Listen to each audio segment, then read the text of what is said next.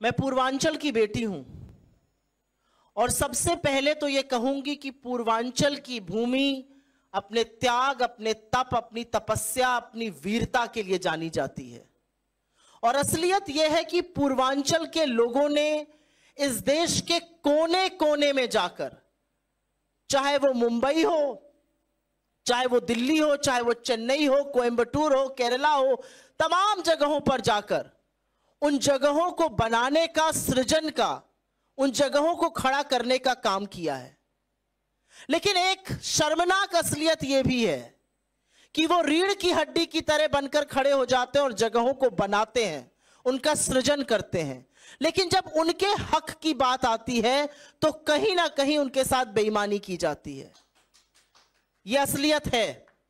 यह असलियत है कि पूर्वांचलियों को कई बार पॉलिटिकल पार्टीज का, खासतौर से चाहे वो आम आदमी पार्टी हो, और मैं भूल ही नहीं हूं उस बात को जब केजरीवाल जी ने कहा था यूपी बिहार के लोग 500 का टिकट लेकर आते हैं और 5 लाख में इलाज करा के चले जाते हैं।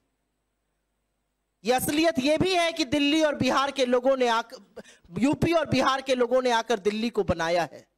मैं भूल ही नहीं हूं उस बात को कि पूर्वांचल के लोगों को रोहिंग्या कहने का पाप बीजेपी करती है।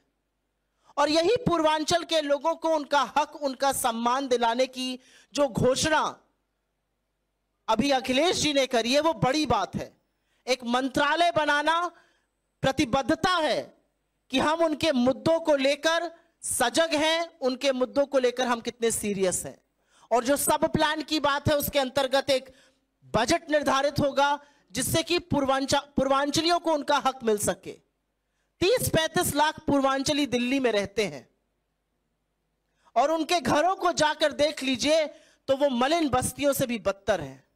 बजबजाती हुई नालियां हैं, टूटी हुई सड़कें हैं, पानी जो घर में घुस जाता है, कोई निकास नहीं है पानियों का, गंदगी का कूड़ा लगा हुआ है क्योंकि उन पर ध्यान नहीं दिया जाता। वो सिर्फ वोट बैंक हैं बीजेपी और आप के लिए।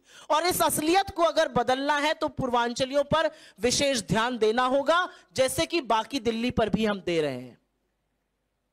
मैं थोड़े दिनों पहले दिल्ली के पूर्व मुख्यमंत्री केजरीवाल जी का इंटरव्यू सुन रही थी।